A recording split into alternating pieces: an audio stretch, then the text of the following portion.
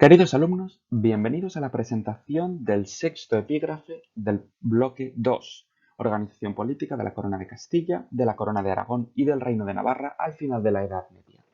Con este epígrafe termina el apartado de los reinos cristianos, termina la Edad Media y termina nuestro bloque 2, y es la transición entre la Edad Media y la Edad Moderna, con la figura, como veremos más adelante, de los reyes católicos. En primer lugar, durante el último periodo de la Edad Media, conocido como la Baja Edad Media, se van a intentar solucionar los problemas que habían existido anteriormente, como el gran poder de los nobles, la división del reino, las diferencias jurídicas y territoriales. Se van a intentar unificar los territorios, aumentar el poder del rey, limitar el poder de las cortes y de los nobles y llegar en general a lo que se conoce como el Estado moderno. Para ello va a buscar otros apoyos. En lugar de las tradicionales clases nobles, se va a apoyar, por ejemplo, en profesionales formados en universidades, expertos en leyes, expertos en administración, finanzas, etc. De esta forma, nos encontramos al final de la Edad Media con los primeros pasos hacia el Estado moderno, una monarquía autoritaria, es decir, en la cual el poder del rey se hace ver por encima de todas las cosas, una administración local más organizada en función de unos principios racionales y la organización de justicia mejor establecida y controlada por el rey. Desde el siglo XIII, el rey va a intentar recuperar el poder real que había ido perdiendo a manos de los nobles, como habíamos visto. Se volverá al derecho romano, a las leyes tradicionales de Roma, que daban poder a la figura del monarca, y se unificarán las leyes, como hemos visto con las 7 partidas de Alfonso X el Sabio. Para ello serán muy importantes las universidades, como el Estudio Real de Palencia, la Universidad de Salamanca, más tarde la de Alcalá de Henares, etc., de donde salen expertos en leyes que colaborarán con la monarquía. Se aliarán con la burguesía urbana, es decir, con las ciudades, y con cierta parte de la nobleza, que no van a ser estos grandes nobles tradicionales, sino otros que no supongan un peligro para el poder monárquico. Primeramente, en Castilla nos encontramos, como ya habíamos dicho, con una monarquía autoritaria, en la cual el poder del rey es casi absoluto sobre todos los territorios. Para ello, unifican jurídicamente los territorios, hacen unas las leyes del reino, gracias a las 7 partidas de Alfonso X, y buscan apoyos, por ejemplo, en la pequeña nobleza o en los judíos importantes en algunas ciudades. Sin embargo, esto no va a evitar que la nobleza tenga una gran importancia y lleve a ciertas guerras civiles, como la que enfrentó a Pedro I el Cruel con Enrique II de Trastámara, suponiendo la victoria de este último y la llegada de la familia de los Trastámara al poder. Herederos de los Trastámara serán también Isabel la Católica y su sobrina Juana, conocida como Juana la Beltraneja, que se enfrentan en otra guerra civil de la cual sale victoriosa Isabel, convirtiéndose en reina de Castilla. Esto supondrá una grandísima importancia porque dirigirá a Castilla a la unificación de la península ibérica y la convertirá en el territorio indiscutiblemente más poderoso de todos los reinos cristianos que allí se encuentran. La dinastía Trastámara, además, va a establecerse en Castilla, pero también en Aragón, con la llegada de los primeros Trastámara con el compromiso de Caspe. Y precisamente Isabel I, Isabel la Católica, se casará con Fernando II, Fernando el Católico, ambos de la misma dinastía, ambos primos en realidad, uniendo estas dos coronas. Por lo tanto, el autoritarismo castellano. Desde el siglo XIII va a haber frecuentes enfrentamientos entre nobles y monarcas que llevarán a guerras civiles, como en la que lleva al poder a Enrique de Trastámara, en la guerra contra Pedro I, gracias al apoyo de los nobles. Precisamente para recompensar a los nobles, otorga una serie de concesiones y una serie de beneficios, de premios, que es lo que se conoce como las mercedes enriqueñas. Pese a ello, van a buscar centralizar el poder, fortalecer la monarquía, con normas como las 7 partidas de Alfonso X, el ordenamiento de Alcalá de Alfonso XI, que refuerza el poder real. El ordenamiento de Alcalá, recordad que tenía primacía por encima de los fueros, es decir, era más importante que las leyes territoriales, para imponerse sobre los nobles y los concejos de las ciudades. El rey se convierte en fuente de ley por derecho divino. Esto quiere decir que, por derecho divino, Dei gratia, por la gracia de Dios, el rey era considerado con derecho para gobernar e imponer las leyes. El monarca para gobernar se aliará con la pequeña nobleza, con los judíos, con la burguesía urbana, pero la nobleza seguirá aprovechando sus ocasiones para hacerse con el poder, como las minorías de los reyes o las guerras civiles, que van a ser frecuentes, la que hemos mencionado de Enrique II de Trastámara y la de Isabel la Católica contra su sobrina Juana. Isabel vence y triunfa el autoritarismo monárquico. Precisamente aprovecha esta victoria para castigar a todos los nobles que se habían enfrentado a ella. Castilla va a establecer una serie de instituciones, como el Consejo Real, que es una ampliación de la antigua curia regia de la plena Edad Media, o la Chancillería, que eran los tribunales de justicia, como esto establecido en el Palacio de los Viveros, donde, por cierto, se casaron además los reyes católicos. La organización territorial se va a basar en merindades o adelantamientos, grandes áreas territoriales dirigidas desde un castillo, como este de Castrojeriz, que tenían grandes poderes. Y finalmente los ayuntamientos, que van a estar dirigidos por un concejo de regidores.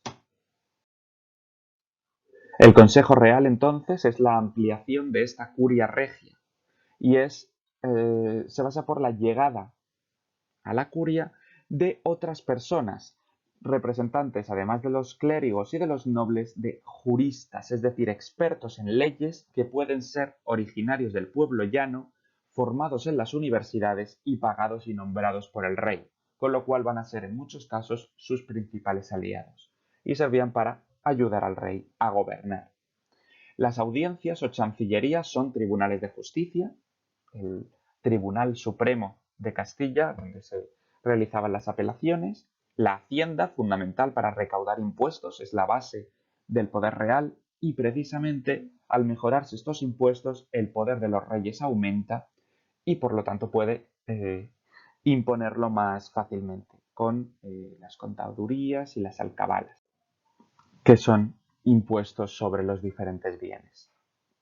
Las cortes van a ir perdiendo importancia, se limitan a jurar al heredero de los reyes, a jurarle como su rey, y a votar los impuestos propuestos por los reyes. Y además van siendo cada vez convocadas menos, precisamente porque al mejorar la hacienda no necesitan tanto los impuestos votados por las cortes, con lo cual los propios reyes no van a querer convocarlas para evitar cualquier institución que pueda quitarles poder.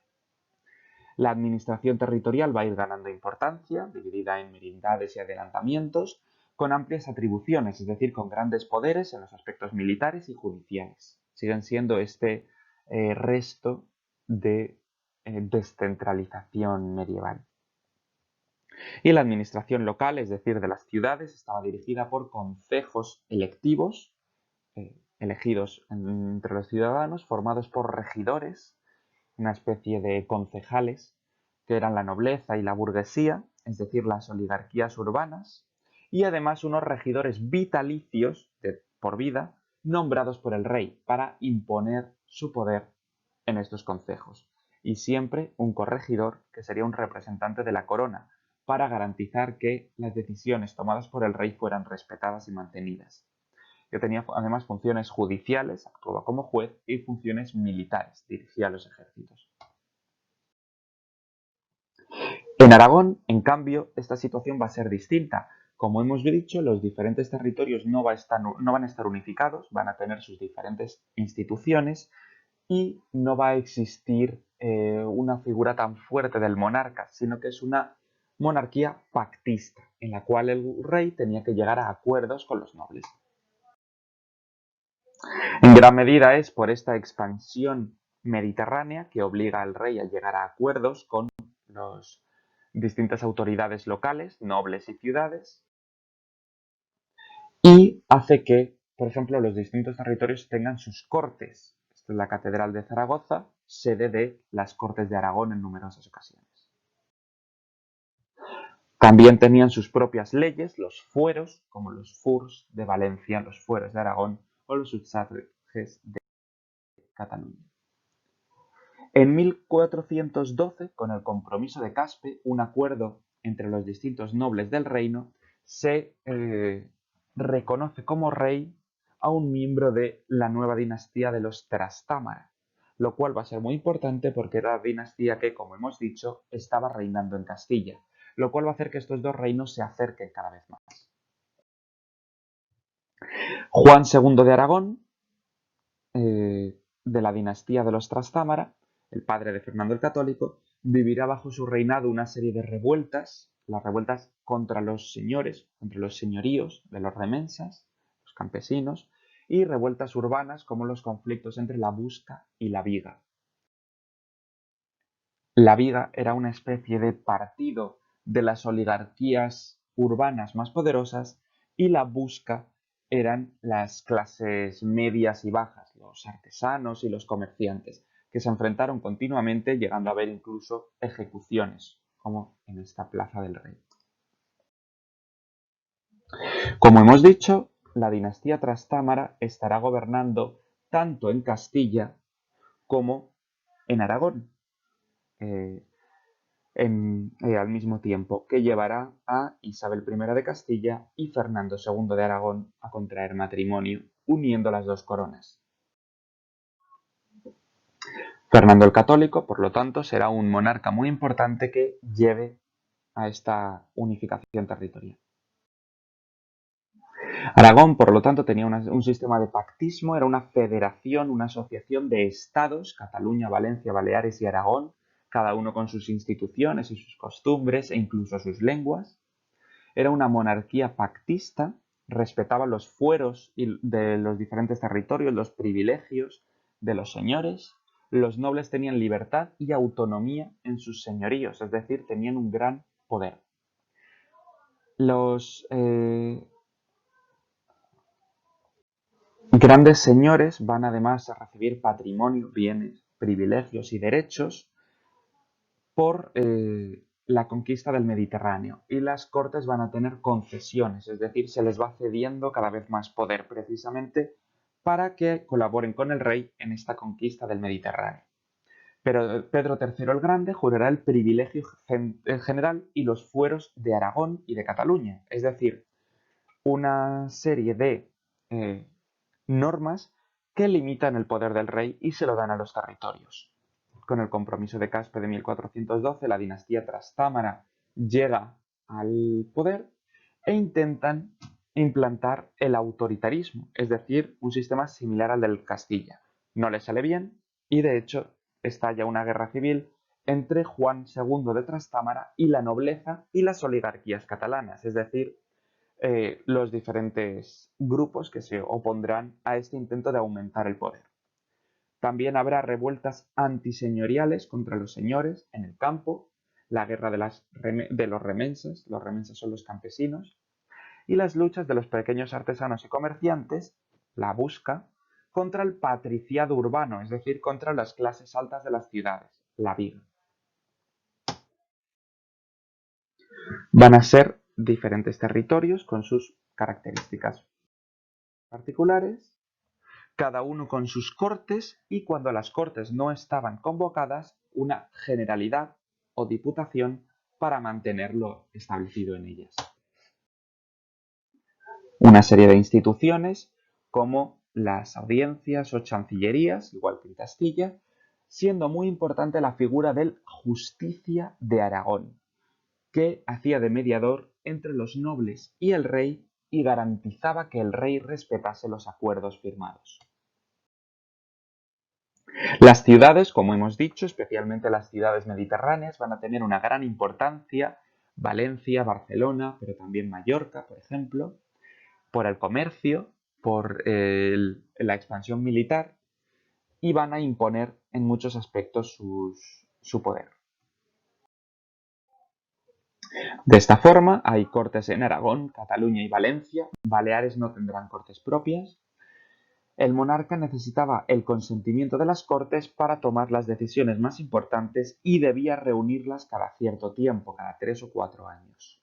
Cuando no estaban reunidas, había una comisión permanente que supervisaba los acuerdos, las diputaciones, la Generalitat en Cataluña y Valencia, y la Diputación en Aragón, que además fueron aumentando sus competencias, fue aumentando su poder, como hemos dicho, por ejemplo, con Pedro III. El Justicia de Aragón, importante, es un cargo de nombre masculino, el Justicia, que sigue existiendo a día de hoy, era el mediador entre los nobles y el rey y defendía los fueros, las leyes propias de Aragón, que será muy importante en épocas posteriores, como ya veremos. Los virreyes actuarán en nombre del rey.